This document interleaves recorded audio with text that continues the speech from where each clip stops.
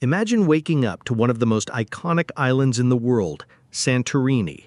With its volcanic past, whitewashed homes, and those famous blue-domed churches, this island is breathtaking, but also hectic. Today, I'll take you through our first port stop aboard one of Celebrity's newest ships, the Ascent, and share our guided tour of Santorini, what we loved, what surprised us, and some tips to make your visit smoother.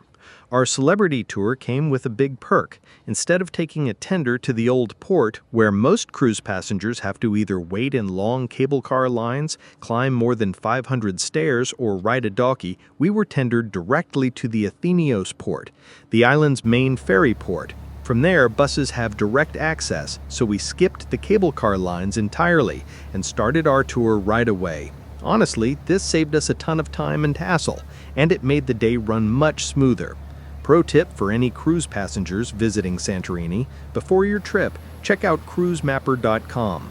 It shows how many ships are scheduled to be in port on your day. For us, there were only 2 ships, our Celebrity Ascent and one smaller ship. This helps you gauge how crowded the cable car will be. Even if there are a lot of ships, try to beat the crowd by taking the earliest tender possible.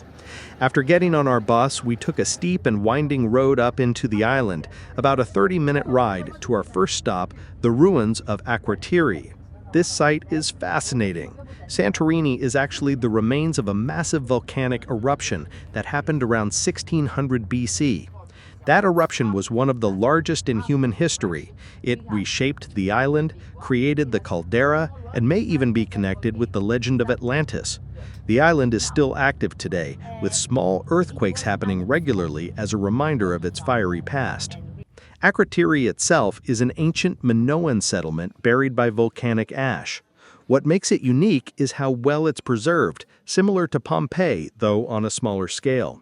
The site is protected by an enclosed structure, so you walk through raised pathways looking down into the ruins.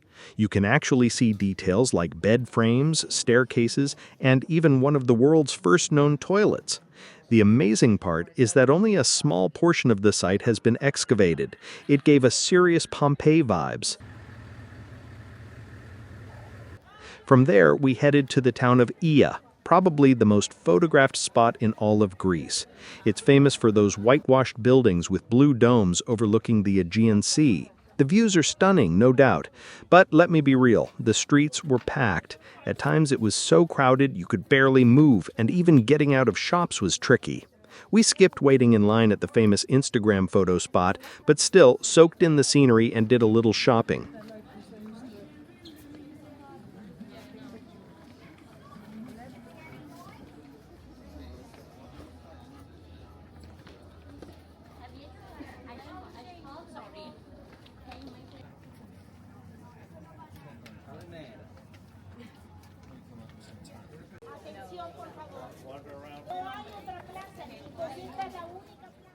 After Oia, we made our way to Fira, the capital of Santorini. It was also busy, but compared to Oia, it felt a little easier to navigate.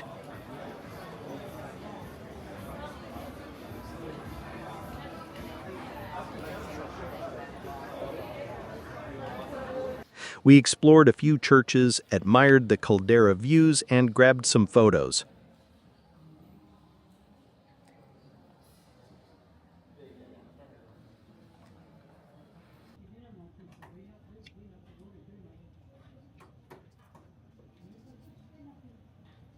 By this point, the heat and crowds were catching up with us, but the scenery made it worthwhile.